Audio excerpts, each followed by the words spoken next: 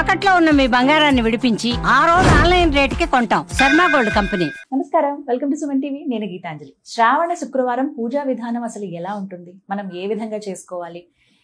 మొదటి వారం కావచ్చు, రెండో వారం కావచ్చు, మనం ముందుగానే వ్రతం ఆచరించుకోవచ్చా? ఎందుకంటే ఈసారి ప్రత్యేకంగా 3వ శుక్రవారం వరలక్ష్మి వ్రతాన్ని ఆచరించమని ఉంది, అంటే పౌర్ణమికి ముందుగా వచ్చింది కాబట్టి. అలాగే ప్రత్యేకంగా ఈ శుక్రవారం రోజున ఎటువంటి నైవేద్యం అమ్మవారికి సమర్పించాలి, నియమాలు ఏముంటాయి, ఖచ్చితంగా ఈ వస్తువు లేకపోతే ఈ నైవేద్యాన్ని అమ్మవారికి సమర్పించాల్సిందే, ఈ పదార్థాలు మన దగ్గర ఉండవలసిందే అంటూ ఏమైనా ఉన్నాయా తెలుసుకుందాం. వివరించేందుకు ప్రస్తుతం మనతో పాటు ఉన్నారు ప్రముఖ జ్యోతిషులు బ్రహ్మశ్రీ నందిభట్ల శ్రీహరి శర్మ గురువు గారు. వారితో మాట్లాడదాం. గురుగారు నమస్కారం అండి. వాగర్థావివ సంపృక్తౌ వాగర్థ ప్రతిపత్తయే జగతః పితరౌ వందే పార్వతీ పరమేశ్వరౌ. ఆదిత్యాయ చ సోమాయ మంగళాయ బుధాయ చ గురు శుక్ర శనిభ్యశ్చ రాహవే కేతవే నమః. శృంగేరి గురు పీఠాధిపతులకి, కంచి పీఠాధిపతులకి నమస్కారములు తెలియజేసుకుంటూ కార్యక్రమాన్ని ప్రారంభిద్దాం. గురుగారు, శుక్రవారం, శ్రావణ శుక్రవారం అసలు పూజా విధానం ఎలా ఉంటుంది, ఎలా చేసుకోవాలి, ఉదయం నుంచి సాయంత్రం వరకు ఎలా ఉండాలి, వివరించండి. శ్రావణ శుక్రవారాలు మనకు ఈ యొక్క 2025 సంవత్సరంలో 5 శుక్రవారాల పాటు వచ్చాయి.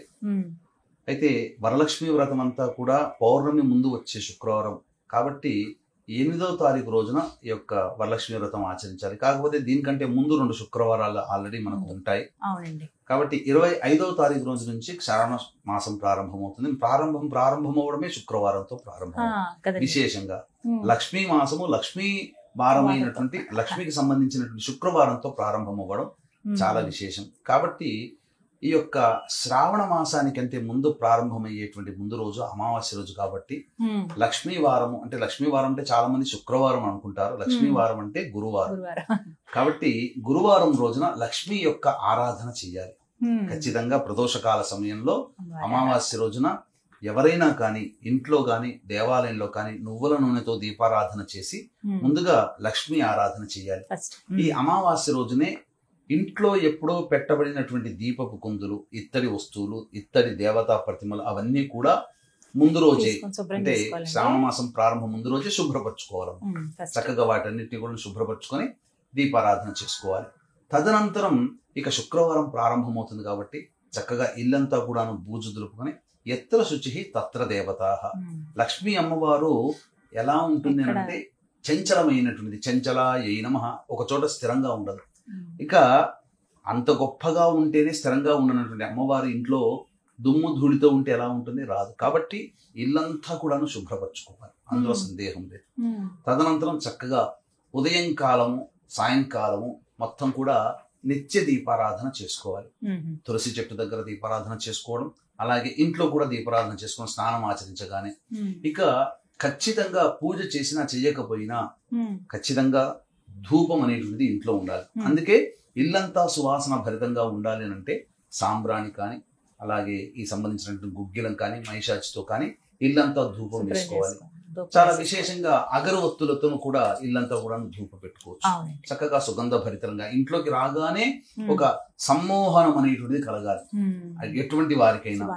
ఇక ముఖ్యంగా ఈ యొక్క శ్రావణ మాసం అంతా కూడా దానాది కార్యక్రమాలు చేసుకోవాలి. ఎందుకంటే చాలా మంది భక్తి అనేటువంటిది మనకు సరిగ్గా ఆచరించకపోవడం వల్ల అజ్ఞానంతో నది స్నానానికి వెళతారు. నది స్నానం చేయకూడదు, అస్సలు చేయకూడదు. నీళ్లు చల్లుకోవాలి. అందుకనే వ్రతాలకి నియమాలు పెట్టబడి ఉంది. మాఘమాసంలో స్నానం ఆచరించమంది, నది స్నానం. కానీ శ్రావణ మాసంలో ఎందుకనంటే వర్షపు వరదలు ఎక్కువగా ఉంటాయి, అందుకనే నదుల జోలికి వెళ్ళకూడదు. అందుకని నీళ్లు చల్లుకుంటే చాలు. చాలా మంది తెలియక ప్రతిరోజు ఎక్కడ నది పడితే శ్రావణ మాసంలో తీర్థయాత్రలకు వెళతారు, నది స్నానం చేస్తారు. చేయకూడదు, నీళ్లు చల్లుకోవాలి. ఇక నియమాలు, వ్రతాది నియమాలు అనేటువంటివి ఉండాలి. ఇక అన్నిటికంటే సూపోదానము అని అంటారు. అంటే ఇక్కడ ఏంటనంటే ఈ సంబంధించినటువంటి ధాన్యములు ఏవైతే ఉంటాయో, ధాన్యములు అన్నప్పుడు శనగలు, కందులు, పెసళ్ళు, అలాగే మినుములు, ఇవన్నీ కూడా దానములు కదా, ధాన్యములు కదా. ఇందులో పెసరపప్పుతో చేసినటువంటి నైవేద్యము కానీ, పెసరపప్పుతో చేసినటువంటి తీపి పదార్థము అనగా పాయసము లక్ష్మీ అమ్మవారికి చాలా ప్రీతికరం. అందులో చెప్పబడి ఉందమ్మా, శాస్త్రంలో చెప్పబడి ఉంది. కాబట్టి ప్రతి శుక్రవారం రోజున పెసరపప్పుతో చేసిన బెల్లం పాయసం అమ్మవారికి నైవేద్యంగా పెడితే చాలా విశేషం. అందుకనే ధాన్యంలోకి వెళ్ళే పెసరపప్పు అనేటువంటిది చాలా విశేషం, శనగపప్పు. చెప్తారు. కాబట్టి చక్కగా నానబెట్టినటువంటి శనగల్ని, ఉడికించినటువంటి శనగల్ని నైవేద్యంగా పెట్టి అందరికీ పంచవచ్చు. ఇది చేయమని శాస్త్రం. అందులో చాలా మంది వ్రతాలు చేసేటప్పుడు నానబెట్టినటువంటి కొమ్ము శనగలు, హైబ్రిడ్ శనగలు నానబెడతారు, తప్పు. కొమ్ము శనగలు అని చిన్నవిగా ఉంటాయి, బ్రౌన్ కలర్ లో అవి మాత్రమే నానబెట్టి ఇయ్యాలమ్మా. ఇవన్నీ కూడా దానం ఇస్తూ రంభాఫలము అంటే అరటి పండ్లని ఎవరికైతే దానం చేస్తారో చాలా విశేషము, చాలా విశేషము.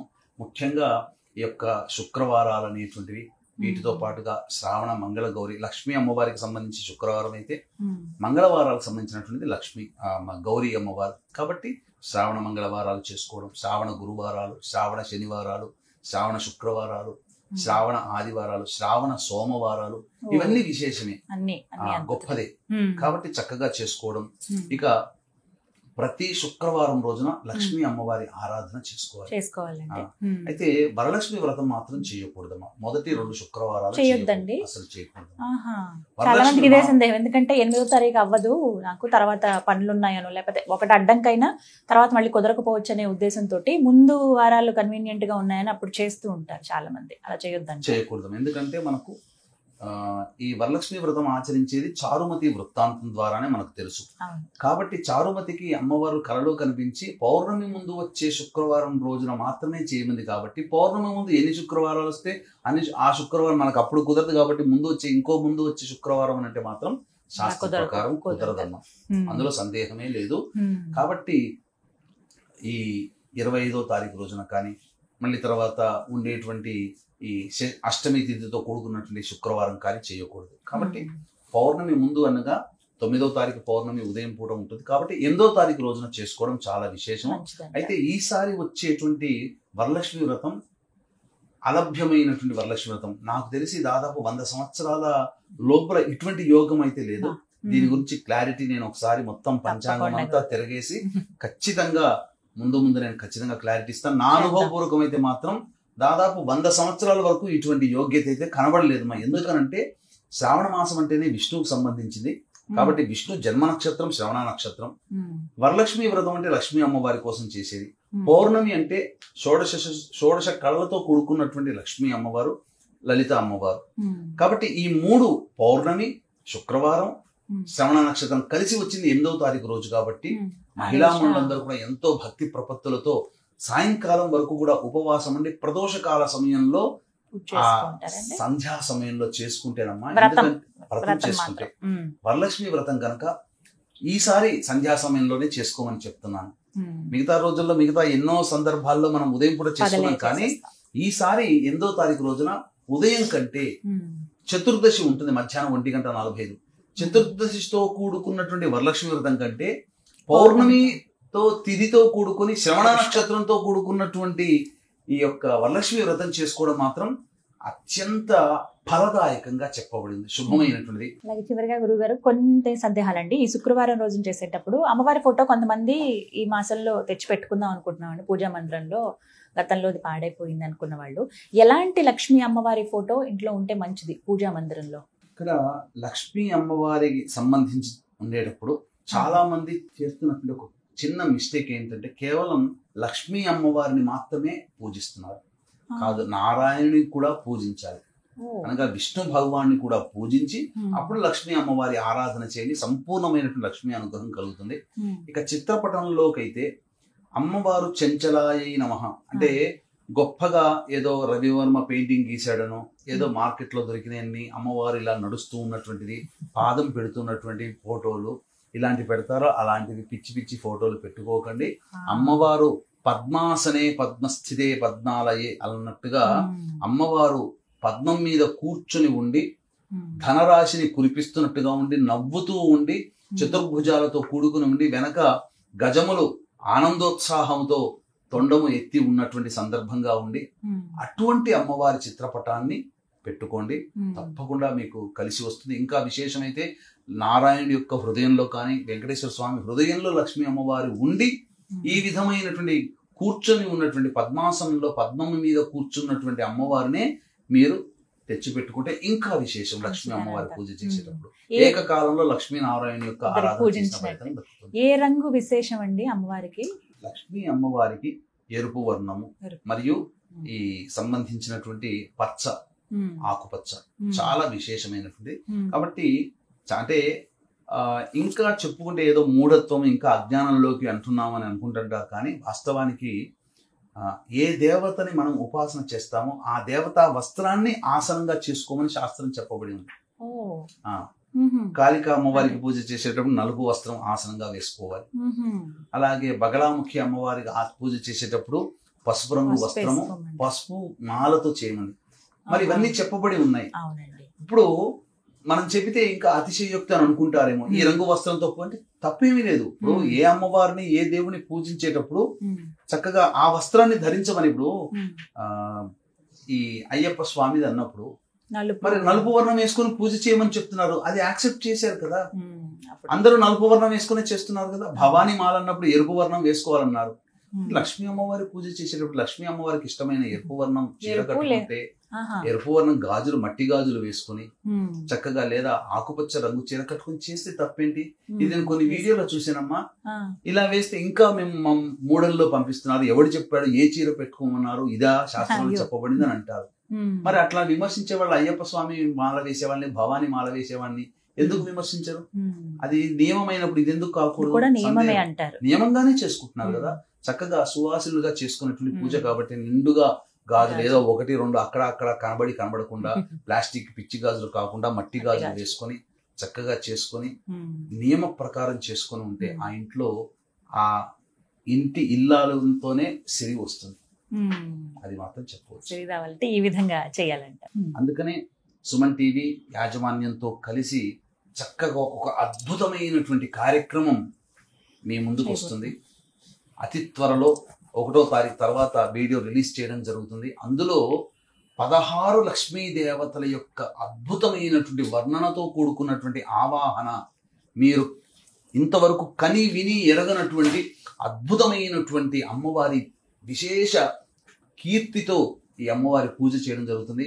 చక్కగా ఆ వీడియో రిలీజ్ అవ్వగానే లైక్ చేసుకొని పెట్టుకుని తర్వాత ఎప్పుడు కావాలంటే అప్పుడు చూసుకొని చక్కగా మీ ఇంట్లో 8వ తారీఖు రోజున పూజ చేసుకునే సందర్భంలో ఆ యొక్క 16 లక్ష్మీ దేవతల పూజ అన్నప్పుడు అక్కడ మీరు ఆన్ చేసి పెట్టుకొని ఇంట్లోనే మీరు పూజ చేసుకుంటే అదే విధంగా వీడియో మీకు అందించడం జరుగుతుంది. అద్భుతం, ఇంక అందులో సందేహమే లేదు. ఇక అమ్మవారిని మీరు ఈ సంవత్సరం చేసుకుంటారు. వీక్షించేటువంటి మహిళా ప్రేక్షకులు ఎంత గొప్పగా చేసుకున్నాను, ఎంత అద్భుతంగా చేసుకున్నాను, ఎన్నడూ నేను చేసుకోలేదు అనే భావన మీకు కలుగుతుంది. వెయిట్ చేయండి, వీడియో కోసం తప్పకుండా అతి త్వరలో మీకు అందించడం జరుగుతుంది. కాబట్టి మళ్ళీ చెప్తున్నాను, పౌర్ణమి శ్రవణ నక్షత్రం ఇటువంటి శుక్రవారంతో కూడుకున్న రోజు మళ్ళీ మళ్ళీ రాదు.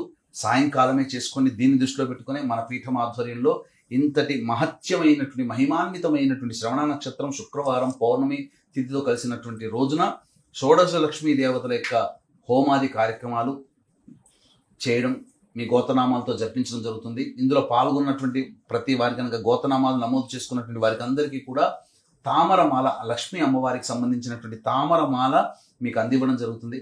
అవకాశం ఉన్న వాళ్ళు కార్యక్రమం తదనంతరం కాంటాక్ట్ చేసి పూర్తి వివరాలు తెలుసుకోవచ్చు, ఎలా నమోదు చేసుకోవాలి. ఈ కార్యక్రమంలో నమోదు చేసుకోవడం ద్వారా ఉద్యోగము, సిరి సంపదలు, ఆర్థిక బాధలు, దాంపత్య సమస్యలు, సంతాన సమస్యలు ఒకటా రెండా మన జీవితంలో ఎదగడానికి ఏది కావాలో అన్నీ ఈ అమ్మవారి అనుగ్రహం వల్ల కలుగుతాయని చెప్పవచ్చు. ధన్యవాదాలు గురుగారు, చాలా చక్కగా వివరించారు. సర్వం శ్రీ ఉమామహేశ్వర పరబ్రహ్మార్పణమస్తు.